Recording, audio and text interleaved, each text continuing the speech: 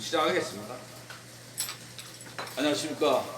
이렇게 무용신 포럼에서 사법개혁을 주제로 강의하는 영광스럽습니다. 제가 이 사법개혁이라는 화두를 잡게 된 것은 운명이라 생각합니다. 저는 노무현 대통령을 지지하면서 그 행복했던 그 5년이 지나고 15년 동안을 이렇게 마음이 가지면서 제일 핵심이 대한민국은 사법개혁에 있다고 생각합니다. 사법개혁 굉장히 거창한 것 같지만 알고 나면 정말로 간단합니다. 자, 시작하겠습니다. 사법개혁, 제가 또 주변에 이렇게 얘기를 하면은 반응들이 정말 다양한데, 여기 화면이 알고 싶지 않다. 이해합니다. 이해. 알아도 소용없다. 이해합니다. 배심제는 우리에게 안 맞는다. 나 우리 아들로부터 이런 얘기해요. 내가 좀 교육시키랬더니 아빠 배심제는 한국에 안 맞아 이러는 거야. 세상은 변하지 않는다. 각 나라 제도 수준에 맞게 세팅된 것이다. 이거 허무주의라고 합니다. 자, 다음 보겠습니다. 전 세계에는 이 법제도에 선진국이 있어요. 난 덴마크 같은 나라가 최고의 합리적인 선진국을 도입한 나라예요. 뭐냐? 형사소송은 배심제예요. 민사소송은 참심제예요. 배심제로 하면 재판이 빨리 진행됩니다. 왜냐? 배심원은 모아놨으니까 빨리 진행해야 돼요. 그럼 배심제 하기 전에 사전 준비가 필요하고 모든 언어를 배심원들이 알고 쉽게 평이한 언어로다가 바꿔서 재판을 해야 됩니다. 그리고 신속한 재판이 이루어지는 조건이에요. 참심제, 민사재판은 복잡합니다. 세무 문제라든가 해사 문제, 외국과의 무역 문제. 그때는 재판관들이 전문가들을 초빙해서 전문가한테 판결 권한을 2배로 주는 이 배심제까지 이렇게 발달했어요. 이런 거를 생각하면 제도는 무한대로다가 합리적인 곳으로 나아갈 수 있는 길이 열려 있는 거예요. 사법이라 해가지고 그냥 굳어져 있는 게 아닙니다. 그 다음에 플리바게닝, 이거를 우리나라 사람들은 굉장히 인식이 안 좋은데, 이 재판은요 서로 간에 소모적인 전쟁이에요. 플리바게닝은 사전 합의. 그래서 대부분 나라가 미국, 독일, 일본인데 플리바게닝으로다가 90% 이상이 해결됩니다. 그것이 진정한 사법의 모습이죠. 왜냐? 피해자, 가해자를 회복 가능하게 화해시키는 것이 1차적인 목표인 거예요. 그래서 재판은 배심제나 참심제는요 다 5% 미만입니다. 배심제나 참심제 하면 갑자기 일거리가 많아질 것 같이 생각하는 게 그게 아니라 이렇게 사전에 조율을 한다는 그러한 제도. 또 하나는 영국의 치안판사 제도. 이 법률가한테 재판은 모두 맡기는 게 아닙니다. 이 소액재판, 가정, 가사, 이혼, 그 다음에 수많은 지역 내 재판은요, 지역 내에서 명망 있는 사람들한테 2년간 자원봉사제로다가 재판을 맡기는 겁니다. 그 사람들은 자원봉사이고, 그리고 매년 재판만 매달리는 게 아니라 사안발로 자기가 한 달에 한두 건만. 영국에는 치안판사가 25,000명이에요. 전문가는 법률가, 판사는 1,000명밖에 되지 않습니다. 이렇게 치안판사 제도도 선진국은 선택해서 각 나라 발달을 했어요. 독일, 이 재판이 잘못된 것은 헌법재판소에서 다시 들여다봅니다. 독일의 연방 대법원은 5개로 구성되어 있어. 대법관이 440명이야. 특히나 노동대법원은 노동자 대표, 사용자 대표를 법관으로다가 계약직 2년으로다가 해가지고 재판합니다. 다 모든 나라가 재판을 합리적으로 하려고 굉장히 노력해요. 이렇게 법률가한테 모든 관리주를 맡기지 않습니다. 미국, 일본 수사기소 분리에다가 대배심제 모든 권한은 주민한테 있는 거예요. 기소권은 원래 주민한테 있는데 검사한테 이름을 한 것이지 기소권이 검사한테 있는 게 이 사형의 역사가 아닙니다. 이거 또 하나 검찰이 불기소했어. 그러면 검찰은 손을 떼야 돼. 왜냐? 다시 시민이 기소를 했어. 공소유지. 재판에서는 검사를 배제하고 저 변호사 중에서 공소유지 담당자를 뽑아요. 이해 당사자니까. 이렇게 다양한 선진국에서는 합리적인 제도가 있는 겁니다. 이런 거 하나하나 들여오는데 대한민국은 거부감이 너무 심해요. 이렇게 선진국 제도를 가르쳐. 그 다음에 이제 사법개혁 키워드가 3개입니다. 검찰영장 단일주의. 이거는 검사가 다 쥐고 흔들겠다는 거야. 검사영장 단일주의 하는 나라는 몇 나라 안 돼요. 독재국가. 대부분 나라는 경찰도 영장 재판. 그러니까 그 판사의 그 영장 실질 심사가 중요한 것이지 누가 영장을 청구하는 게 중요한 게 아니다. 그래서 다른 나라는 모든 수사기관이 영장을 청구해. 일본도 경찰이 영장을 청구합니다. 이거를 헌법에 1962년도에 박정희가 집어넣습니다. 검사영장 단일주의가 헌법에 들어간 나라는 대한민국이 유일해. 그러니까 대한민국이 유일한 게 독재 시스템이 최고로 발달한 나라예요. 이거를 고쳐야 되고, 두 번째 판사는 배심제. 배심제 아류가 참심제예요.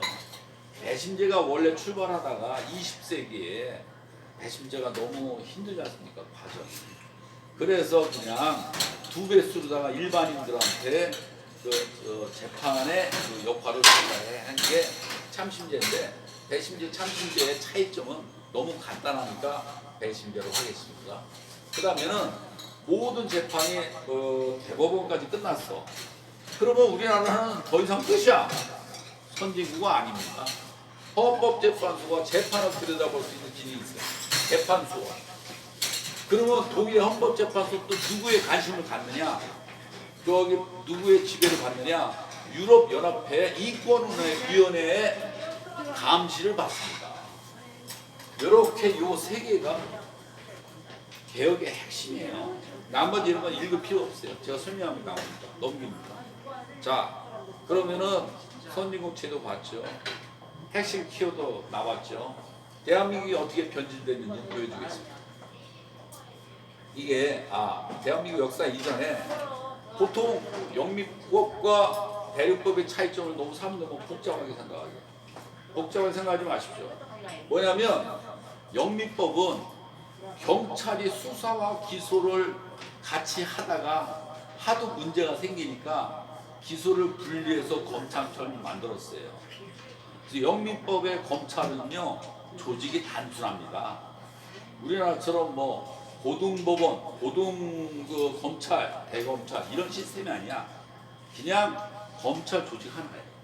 그러나 대륙법에서는 경찰이 수사만 하고 이 판사들이 검사 기능까지 갖고 있다가 검사를 분리했습니다. 그래서 얘네들은 대륙법의 검찰은 고등검찰, 대검찰. 왜냐? 법원이 고등법원, 대법원이 있으니까 그런 형식을 그대로 나온 거예요. 차이가 그건데 제일 중요한 거는 영미법의 검사나 대륙법의 검사나 수사 인력이 없어요. 영미법에서는 기소권 하나, 대륙법에서는 수사 지휘권과 기소권 둘. 그 정도 차이인 거예요, 크게. 그래서 지금 대한민국의 검찰이 수사 인력을 갖고 있는 것은 해방 이후에 아주 편법적인 역사였기 때문이지, 선진국 대륙법이나 영모법은 이 수사 인력이 없습니다. 요것만 아시면 돼요. 자, 역사를 봤죠. 다음 넘기겠습니다. 대한민국, 자, 해방 이후에 워낙에 이승만의 수하에 경찰관들이 너무나 많은 폭압적인 그 테러 정치, 그 다음에 무슨 뭐 반일 민족 그 법을 했는데도 거기도 이승만 수하가 돼버린 거야. 그래서 그 당시에 이인 검찰총장, 그 당시에 제일 처음에 대법원장인 김명도 씨나 이인 검찰총장은 일제시대 때 굉장히 훌륭한 일을 많이 하신 분들이에요. 그래서 이승만의 독재를 견제하기 위해서 어쩔 수 없이 검찰에다 힘을 넣어주기 위해서 이 사법경찰을 검찰에 배치를 했고, 두 번째는 검찰의 불기소. 검찰의 힘은 뭡니까? 기소가 힘이죠. 불기소도 힘이에요. 이 불기소를 선진국은 그 불기소 담당자가 이의를 제기하면 바로 법원에 보내는데, 여기서는 고등검찰로 보냅니다. 이거는 만주국에 있는 제도예요. 그 일제 일본도 이 재정 신청은 절반은 판사한테 넘기고 절반은 고등검찰한테 넘겼는데, 완전 재정 신청 제도를 법원이 아닌 고등검찰로 항고하게 한 것은 만주 제도인데, 김병도가 이거를 수용을 합니다. 다행 김병도. 대한민국 사법의 핵심적인 법률 체계를 만드는 가인부가 이 검찰에게 힘을 실어주기 위해서, 그 당시 이승만과 대결하기 위해서, 이것이 지금 검찰의 힘의 주된 과정이고, 박정희 독재 시대를 거치면서 경찰도 영장 청구권이 있었는데 그것을 검찰로다가 경유하게 만들어. 이것도 가인 김병로가 미군정의 그 명령을 어기고 이거를 이 밀어붙여가지고 결국 검찰만이 영장을 청구할 수 있는 제도가 대한민국에 들어서는데, 박정희가 이승만 이후에 독재 시스템에 이것이 제일 중요한 독재의 힘이다. 그래서 여기다 이걸 헌법에 집어넣습니다. 박정희가 이제 머리 돌아가고 만주국 출신이기 때문에 이 만주국의 이 독재 시스템, 힘으로 물어보는 시스템을 알고 있던 거예요. 그래서 헌법에 들어갑니다. 결국 요때 요 세 개가 검찰의 힘이 되는 거예요. 수사기소 독점, 사법경찰 배치, 재정신청제도는 법원을 안 가고 다시 고등검찰, 그냥 고양이한테 다시 맡기는 거야. 그럼 당연히 웬만한 거 기각되죠. 비비케 사건 기각된 게 뭡니까? 고발 사건은 법원이 아닌 고등검찰로 항고하니까 고등검찰에서 끝내버린 거예요. 그래서 저기 이명박이가 대통령이 된 거죠. 그 다음에 이 제일 중요한 것은 이겁니다. 모든 형사사건은 고소, 고발. 세 번째가 뭐겠습니까? 세 번째. 인지 내사예요. 선진국은 고소, 고발, 내사, 수사도 일정 기간 지나면 당사자한테 통보를 해줘. 그런데 고소, 고발은 당사자한테 통보해준데 내사는 당사자 통보 없이 끝납니다. 그것을 70년째 쌓아놓고 검찰의 노하우야, 힘이야. 이거는 지금이라도 법으로 바꿔서 내사 조사한 거 3년 지나면 당사자한테 통보해라. 기소 안 할 거면, 기소 안 한다는 얘기는 죄가 없다는 거지 않습니까? 당사자한테 통보해줘야 되는 거예요. 통보 안 하고 자료만 갖고 있어. 새끼들이. 이게 제일 잘못된 대한민국의 검사. 자, 이제 해방 후 그러면은 저 법원은 어떻게 변질이 됐느냐? 미군령에서 치안관 제도를 번역을 합니다. 대한민국 법률가들은 거부를 합니다. 결국은 경찰서장이 직결 심판 청구권. 이때 이것이 받아들이면서 이 국민들이 자원봉사로다가 판사가 될 수 있는 길을 열었으면 독재도 막을 수 있었고 유신도 막을 수 있었다고 생각합니다. 이거 뭉갰어요, 법률가들이. 두 번째, 법원 조직 공포. 처음에 재헌헌법은 대법원장과 대법관도 일정한 추천위원회에 의해서 대통령이 임명하는 거 있었는데 이승만이가 생고집을 부려서 이걸 상 무시합니다. 그래서 결국은 재헌헌법에는 이 대법원장과 대법관이 추천에 의해서 대통령이 지명할 수 있는 거였었는데 이선만이 워낙 밀어붙이니까 그냥 유명무실하게 법이 바뀐 거예요. 그래 제2공화국 헌법에서 많은 부분에 사법부에 독립되는 선거인단 시스템이 했는데 5.16이 나서 끝나버렸어요. 그러면은 박정희가 어떻게 바꿨느냐? 박정희도 법관 추천위원회 만들어가지고 대법관 폐선안을 한다고 헌법에 안 들었는데 박정희도 뭉개버려. 결국은 이것은 헌법에 있음에도 불구하고 대통령이 뭉갰어요. 그래가지고 어떻게 했느냐? 그 다음에 유신헌법을 만들기 전에 대법관의 위헌 법률 기능이 있었는데 그 대법관들이 박정희 정책에 어긋나게 위헌 심판했어요. 그거 뭡니까? 파병 월남 보상제도 비용을 줄이려고.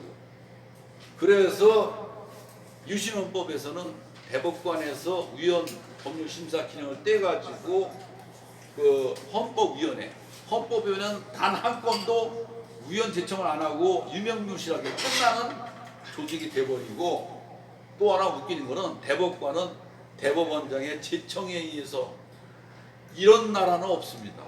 대법관을 대법원장에 제청하면은 대법원장만 쥐고 들면 나머지는 쫙 줄 서는 시스템, 독재 시스템. 이게 1987년도 헌법에도 개선이 안 되는 거예요. 이렇습니다. 정말 간단하죠. 독재 시스템. 1987년도에 일제의 제도와 조대 제도가 그대로 유지가 돼서 왔고요. 결국 사법개혁의 핵심은 배심제 도입이에요.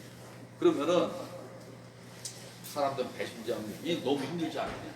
자 보세요. 배심제 하는 나라 미국을 보겠습니다. 미국의 형사사건의 95%는 재판을 안 하고 끝나요. 플리바게닝, 피해자 가해자 검찰 판사의 감독하에 형량을 조정해서 재판 안 하고 끝내고, 있는데 나머지 5% 중에서 3%만 배심제를 하고 2%는 피의자가 판사에 의한 재판을 원합니다. 왜냐? 배심제로 하면 공개가 원칙이에요. 그럼 피의자가 나는 더 형량을 판사가 세게 때리더라도 배심제 안 하고 판사한테 판결 받겠다.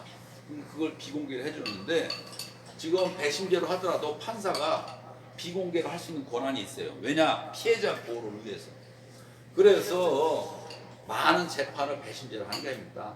딱 사건의 3%만 배심 재판을 하는 겁니다. 그러니까 배심 재판하면 사람들이 무슨 엄청나게 일이 많아지는 줄 알아요. 그게 아니야. 또 하나는 배심제의 중요한 기능은 이러한 잘못된 법의 적용을 거부할 수 있는 권한도 있어요. 그거를 주리 눌리피케이션. 이거에 이 기능을 미국에서는 왜 최고로 쳐주느냐? 미국 역사에 많이 잘못된 법이 있었는데 배심원들의 거부로다가 이것을 종결을 합니다. 그렇기 때문에 미국의 배심제에서는 법령 적용을 거부할 수 있는 권한까지도 배심원한테 있어요. 그래서 이 배심제 핵심에는 이 사건 때문에 많은 나라가 배심제를 도입하지만 이것 때문에 약간씩 변형을 이루어진 배심제를 하고 있습니다. 스페인 같은 경우는 법령 적용을 거부했다는 것을 이 배심원들이 발표를 하게끔 하고, 러시아는 법령 적용을 거부했을 경우에는 검찰의 항소권을 인정합니다. 그런 식으로다가 배심제의 핵심을 조금 뭉개고 있어요. 우리가 요구하는 것은 순수한 미국의 배심제를 우리가 도입해야 된다라는 목표가 중요하다고 생각합니다. 그래서 이렇게 이 배심제라는 것이 얼마나 강력한 민주의 힘인가. 참심제는 배심제의 아류입니다. 배심제의 아류. 그렇게 이해해 주시면 돼요.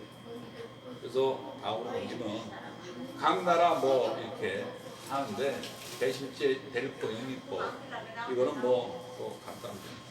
제가 사법개혁 왜 몰두하게 됐나? 한국 총리 사건을 제가 자세히 알고 나니까 내 인생에 한명숙 총리권을 정말 대한민국 사법에 정말 잘못된 집약된 사건이다.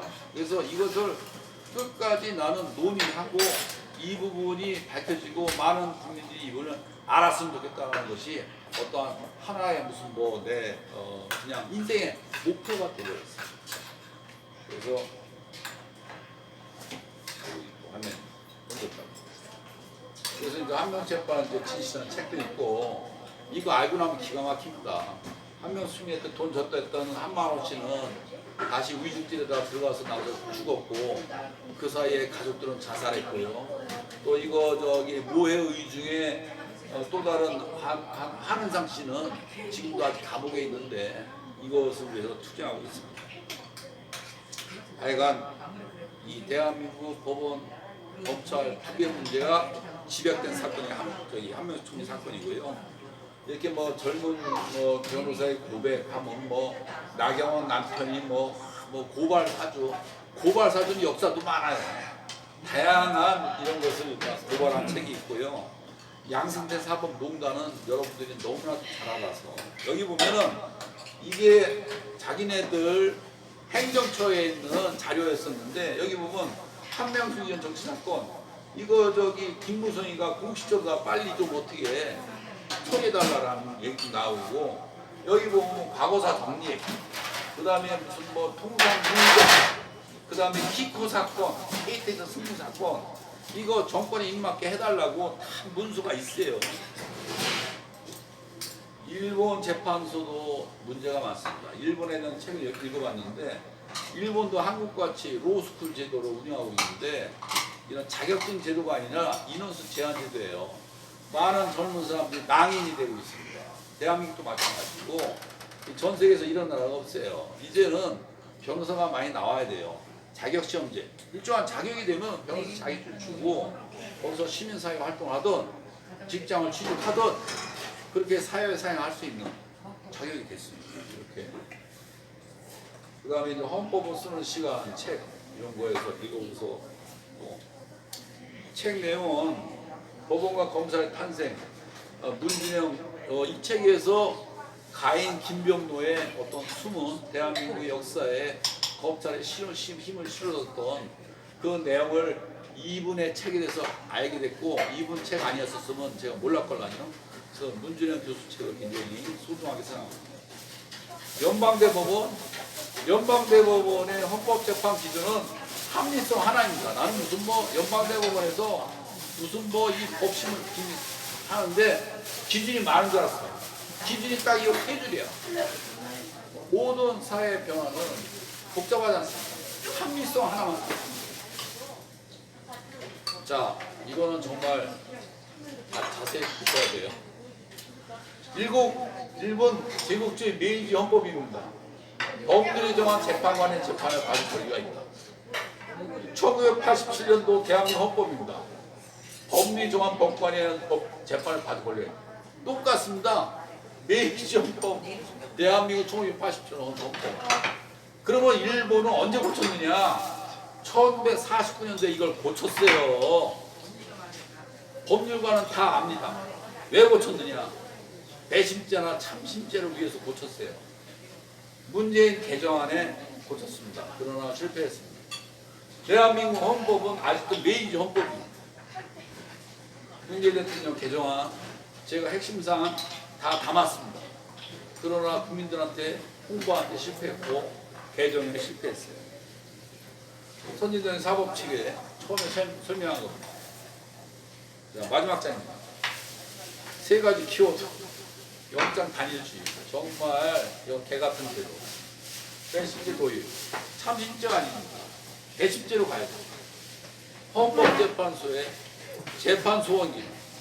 재판을 한 것을 헌법재판소에 들여다봐야 되는데 각 나라 헌법재판소 재판관은 학자를 최소한 3분의 1을 채웁니다.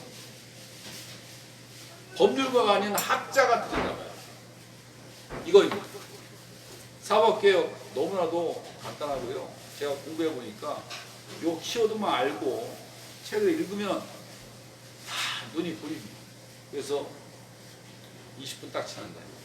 마치고 질의응답.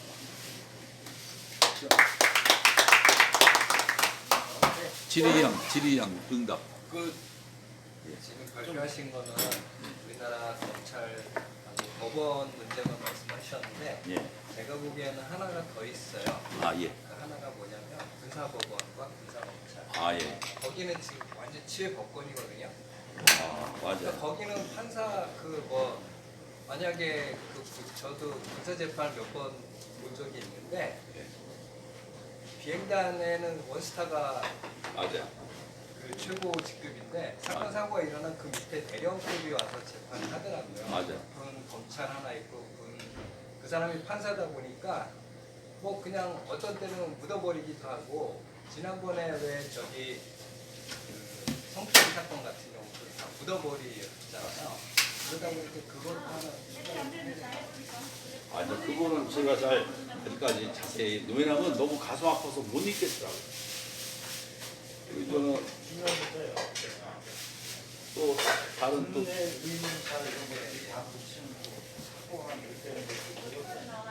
지금 그런 사법개혁 지금 이야기하는 거를 좀 포괄적으로 담고 있는 책이 책을 예. 이 책이 포괄적으로 다 아. 담고 있고요. 누구 책이에요? 아 이거는 2010년도에 많은 시민단체와 교수들이 다 모아서 쓴 책이에요. 이게 여기에 굉장히 많은 내용이 담겨 있습니다. 그래서 제가 다 소화를 못했고 제가 요거는 진짜 욕 나와서 이거 소개할게요. 이거 이완규라고 아 뭡니까 지금 법제처장. 법제처장 그 윤석열이 그 후보입니다. 여기서 뭐라는 줄 아십니까? 자기네들이 수사기소 분리하겠다. 그러나 헌법에 검사만이 영장을 청구할 수 있기 때문에 그 수사청인을 검사를 의뢰하고 파견하겠다라고 주장하고 있어요. 세상에 잘못된 고쳐야 될 헌법을 얘네들은 헌법을 못 고친다는 걸 알기 때문에 여기서 주장하는 것은 모든 수사청을 만들 때 영장을 청구할 수 있는 검사는 자기네들이 파견하겠다고 주장하고 있어요. 이게 말이나 되는 주장을 하고 있는 겁니까? 법제처장이 헌법이 잘못되었다고 주장해야 되는 판인데 박정희가 만든 헌법 가지고 쥐고 흔들고 있는 거예요. 내용이 읽어보니까 그거 하나의 핵심. 그리고 저는 김영란 씨가 대단한 사람인데 김영란 씨가 얼마나 이 법을 뭡니까 그 비판합니까? 여기 보면은 이 키코 사건과 뭡니까 저기 고박장 어디야 강원랜드 사건과 유사하다고 그냥 뭐랄까 이걸 뭐라고 해야 되지? 그러니까는 그냥 쉽게 말해서 욕하는 거죠. 키코 사건 이것도 사기 사건인데 대법원에서 그 은행 손들어져 가지고 도산된 기업이 200개가 넘어요. 그런데 강원랜드 사건도 유사한 사건이 있었는데 키코와 강원랜드 유사하다 이렇게 비판하고 있더라고.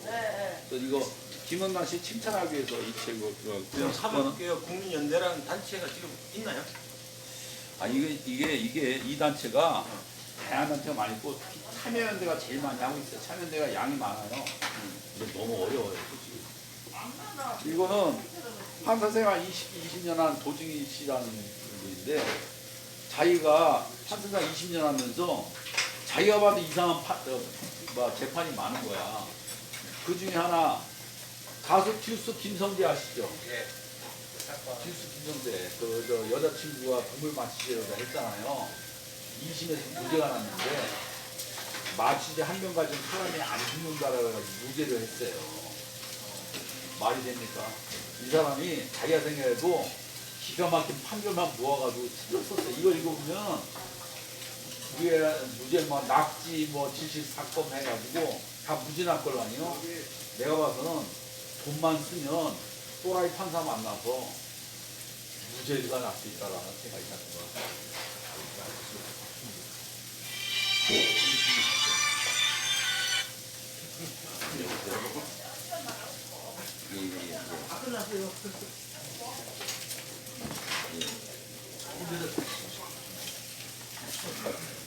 갖고 죄송합니다. 갖고 안 갖고 왔어.